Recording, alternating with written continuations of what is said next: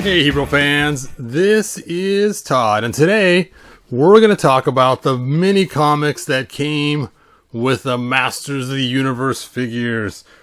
I'm doing a deep dive in the original favorite Eternity hero, He-Man, exploring the first 4 mini comics that came with the original figures. Buckle up, because we're going to go back where it all began.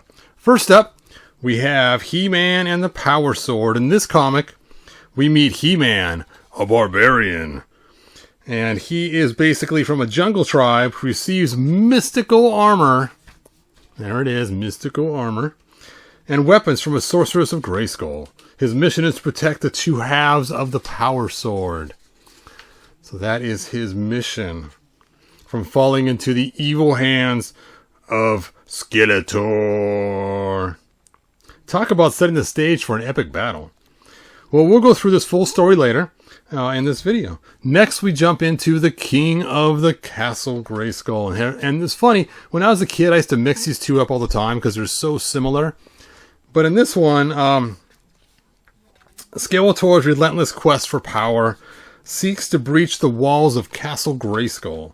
He does some crazy things like puts gray clay on his face and everything else. And what's kind of fun is it tells the story a little bit again about the 2 swords separating and how that all works. And this is really their first real epic battle, so it's kind of cool. Kind of a fun story. And I think this one might be one of my favorites. It's a cool one. Anyway, next we have Battle in the Clouds. And this is Skeletor's first real battle where he's really taking it with all of his other guys. So you can see here the battle in the clouds as he gets Merman to help him in this one, and they got their flying machines, and we got Stratos, all this flying stuff going on. It's kind of a cool look at Merman. He almost took out He-Man on his own. And of course it has the cool log cabin that I would love to make someday for Man-at-Arms. Alright, and then last of the 4 comics, we have The Vengeance of Skeletor. And I believe this is also the name of a golden book too, but it's a different storyline. And I like this one because it has the octopus in it. So that's always kind of a fun one too. And you can see, even though it's a separate comic and the 4th in the series, it still goes all the way back to the beginning storyline of He-Man and Teela and Beastman and how he calls him. And in this one, you know, Skeletor's obsession with the Power Sword leads him to devise a plan to capture He-Man, and He-Man must use all his strength and cunning to escape Skeletor's trap and protect the Power Sword. This comic encapsulates the never-ending battle between good and evil, with He-Man always standing firm against the darkness. These first 4 mini-comics not only introduce us to the characters and the world of Eternia, but also lays the foundation for the epic saga that would soon follow.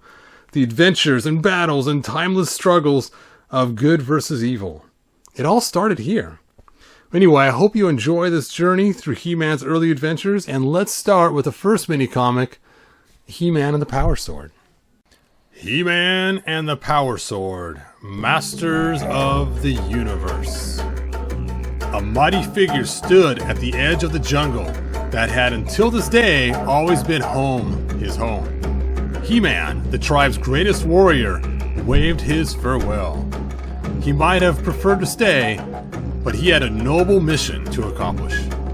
Evil forces exist on our planet Eternia, He-Man told his people. They seek to control the legendary Castle Grayskull, a place of wonders. If we are to know lasting peace, I must go out and battle those forces. Farewell. The outside world had long been a mystery to He-Man's tribe, although they have heard fantastic tales about the mysteries of Castle Grayskull. He-Man was the first of his people to trudge these craggy cliffs and quake-torn valleys. His homeland was already in the distance, mists, when he heard a cry for help. Gazing into the valley, He-Man saw that his courage and jungle breed strength was already needed. In a blur of bronze movement, He-Man leaped from the cliffside onto the shaggy foe. His powerful fingers dug deeply into the monster's hide. But He-Man was not fighting this creature alone. He-Man glimpsed the woman as she gestured magically and attacked the creature with mystical bolts of force. She's a sorceress, he thought, but her magic hardly fazed the animal. The same could not be said of He-Man's might. Defeated, the animal fled, while the sorceress regained her breath. "Your strength, your courage," she said, "mark you as the legendary hero who is to inherit the treasures I have guarded all these years. They were made centuries before the Great Wars by Eternia's scientists." Inside the ancient ruins, the sorceress gave He-Man the guarded costumes and weapons. "They will add to your strength. Use them wisely, especially in defense of Castle Grayskull." Riding in a strange vehicle, which is a combination of a battering ram, catapult, and space warp device, He-Man set off again on his mission. A particular valley, still miles away from the castle, struck his fancy. This valley would serve as his new home and headquarters. Wearing the costume that gives him superhuman strength, He-Man went to work carving out his new home, using no tools other than the power of his fists. But even as He-Man constructed his dwelling, evil eyes were gazing upon Teela, the warrior goddess, as she watered her unicorn charger. "There is none in all Eternia as beautiful as she," grunted the ape-like beast man. "I'm really starting to believe she is a goddess." "Soon will she all be mine." "More than that," whispered Skeletor. "Soon she will be my bride." But it was no simple matter to capture the warrior goddess. She fought like a demon, her body possessing the spirits of many ancestral champions. Only Skeletor's energy blade, after freezing her courageous steed at long last, shocked her unconscious. "Carry her to Castle Grayskull," Skeletor commanded to his underling Beastman. "But be careful. I do not like having my bride-to-be damaged." By nightfall, Skeletor and Beastman had brought their sleeping captive to Castle Grayskull, a fortress so ancient that no one knows its origin.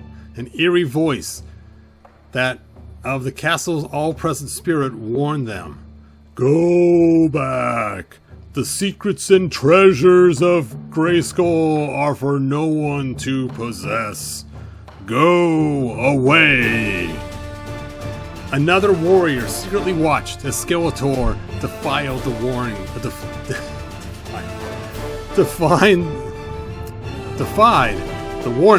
and forced open the castle's drawbridge. Entering the grim castle, Skeletor and his accomplice failed to notice the other warrior departing through the shadows in the heavily armed chariot. "I defy you, spirit of the castle," shouted Skeletor. "Your many secrets shall be mine. I hold half of the mystic power sword. I shall soon possess the other half, which is hidden within your walls. Then I will have full power, and none of your deadly traps will stop me." "When I join both halves of the power sword together," exclaimed Skeletor, "the magic fires created by the ancient scientists and sorcerers will blaze again." And then he thought back. "Once I lived in another dimension, populated with others of my kind. But when the Great Wars opened a hole in the dimension wall, I was thrown into this world. With the complete power sword, I shall reopen that hole and bring my people here to conquer this dimensional world." After strapping the unconscious warrior goddess to a stone slab, Beastman searched with animal-like cunning through the castle. At last he found an ancient scroll upon which has been drawn a map. The map, which seemed to have been drawn in blood, had many strange symbols, which only Skeletor could understand. "They show the way to the fiery sword," he shouted. Following the map, Skeletor led the way to a secret passage. He-Man was finishing his dwelling when he saw the approaching chariot. "And what brings the famous man-at-arms to my humble house?" he asked sarcastically. Man-at-arms, whose people were masters of all weapons, described what he had seen. "If Skeletor controls the castle, he might use its secrets to conquer Eternia," he said coldly. "And I shudder to think the fate he has planned for the warrior goddess." "If we fight side by side," offered Man-at-Arms, "we could more easily defeat Skeletor and his henchmen." "You would be a worthy partner," said He-Man, "but if the threat is as great as you say, I have no time to waste getting the Castle Grayskull by wheels." And before Man-at-Arms could say another word, He-Man activated the Battle Ram Space Warp device. Moments later, He-Man was vanishing to reappear somewhere else. At the castle, meanwhile, Skeletor and Beastman had reached the end of a secret passageway, and they had found a rusty metal door. But as they touched the door, the spirit of the castle cursed them and unleashed its ghostly demons. Beastman's claws and fangs went through the specters, but Skeletor's lightning blade quickly blasted them to nothingness. "Again I defeat you, spirit of castle," rasped Skeletor. "Now to seize your greatest treasure." Yet, even the brute strength of Beastman could not break the door open. "Stand back, you ape!" ordered Skeletor, as he proceeded to cut through the ancient door with his lightning blade as if it was melting butter. And even as the door gave way, a commotion could be heard from outside. "See what it is!" commanded Skeletor, and Beastman lopped obediently down the dark corridor. Outside the castle, He-Man is using his vehicle like a battering ram to try to gain entry. "He-Man!" snarled Beastman as he reached the castle's laser cannon and fired a deadly bolt towards his foe. But He-Man's force field garment easily repelled the blast. "Is that the best you can do, you brainless gorilla?" He-Man taunted. "If so, I have nothing to worry about." Perhaps He-Man did not have to worry about the laser cannon penetrating his force field, but he did not figure on Beastman choosing a new target, the vehicle, which was not protected by the barrier of force. As He-Man rolled out of the overturning vehicle, his costume's force field was accidentally switched off. Now to finish you off," growled Beastman, aiming the laser cannon at its seemingly helpless victim. Inside the tunnel, Skeletor saw the shiny object. Its broken blade seemed to beckon to him. He grasped it in his scary hands, then eagerly placed the two halves together of the ancient object together. He could feel the unbelievable energies of the sword as the blade burst into green fire. "The restored power sword!" he exclaimed. "With this, I am invincible. There is nothing I cannot do. Nothing!" Weapon in hand, he turned thirstily for battle. Before Beastman could make good on his threat, his attack was interrupted by a timely appearance of Man-at-Arms. Firing his flame-throwing weapon, Man-at-Arms said, "I'll keep him occupied, He-Man." Turning to the castle, He-Man pulled with his mighty strength, taxing his natural power to the limit. Finally, he pulled down the creaking drawbridge. Flexing his muscles, he said, "Now to help Tila and stop the evil Skeletor." Throwing off his damaged force field costume, He-Man hurried down the castle elevator, finding Skeletor waiting for him. With a simple wave of the power sword, Skeletor brought to life many objects inside the castle and commanded them to attack his foe. Without his force field to protect him, He-Man fought off the barrage of objects the best he could, but the objects energized by the power sword continued coming. "This is only the beginning," boasted Skeletor.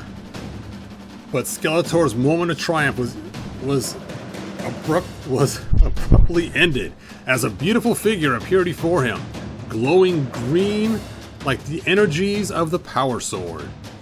"You have abused the power sword," the sorceress said.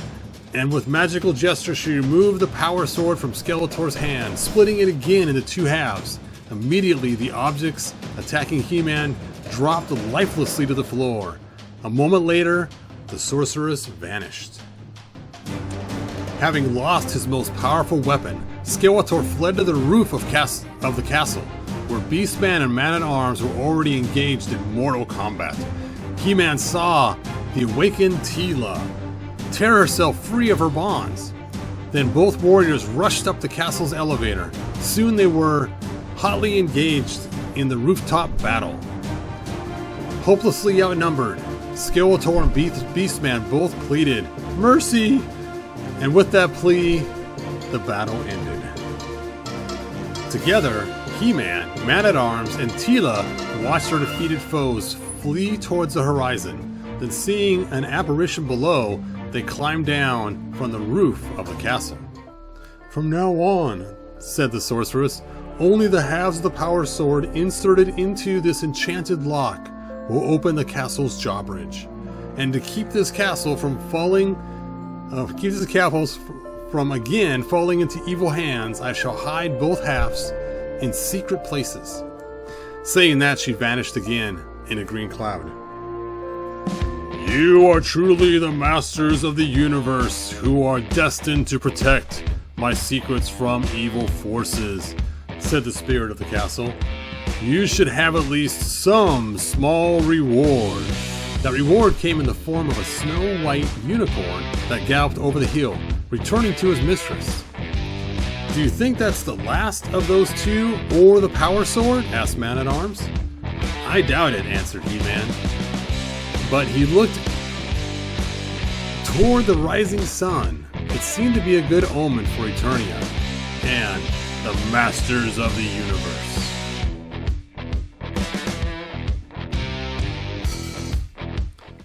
Well, thanks for joining me. And just a couple of little side notes is, if you ever got the original one, where's my original? There it is. This is for the original toys right here, King of Castle Grayskull. And you can see it's kind of fun because as you go to the middle of the book, they got like advertisements in it for Hot Wheels. And they even tell you about different things you can buy, like the pop-up game. It shows figures in the line. And it even shows you the 4 comics, because at this time there was only 4: He-Man and the Power Sword, the King of Castle Grayskull, Battle in the Clouds, The Vengeance of Skeletor. And it's kind of cool that it spells it all out. Now, the comics that I was sharing earlier were actually what's known as the commemorative ones. You could tell because they have the word replica. Replica in the top corner. That's how you know it came from the commemorative line. Let me show you what the commemorative line is so you can kind of get an idea. Okay, here we go.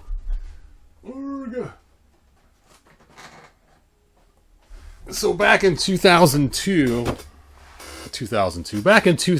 2001, they released these commemorative He-Man figures, and they came in this silver box, and inside the box was a red labeled He-Man figure, and you could see back there in the back corner, it sure enough says replica on the actual comic. So if you see that in the comic, you know that it's from the commemorative line. Now what's cool is they actually released these comics a couple more times. One of them is in the big giant book that we got that has all the comics in it. And the other one was the 40th anniversary set. They re-released these 2 comics with that 40th anniversary set of the He-Man Skeletor 2-pack in Masterverse. So that's kind of cool. And they really upped these pictures. Look at the quality they have on these new ones that were released. It's kind of a slick page instead of the rough comic feel. So really nice. I'm actually really excited about these particular comics when they came out. It was so cool. So there you go. Those are the new, and you can tell because they say 40 in the top corner, and that is the 40th anniversary of He-Man. So that is the first 4 comics. All right, so I hope you guys enjoyed that little epic journey we kind of went through. And look at Skeletor up there. Skeletor! Anyway, so please do subscribe for more deep dives into the world of Eternia. And until next time, may the power of Grayskull be with you. That sounds weird. It sounds like a Star Wars thing. May the Force be with you. Okay, we'll go back to the 1987 movie. Good journey! Alright, you guys. Thanks for joining me. And we will see you guys next video. It's so weird they made her green in the first one. I mean, if you look at the first comic like we did, they actually had both Teelas there. The green one and the warrior one. Ho ho ho ho ho ho. Alright. That's enough. Good journey, you guys. Bye now. If you found enjoyment, like, subscribe.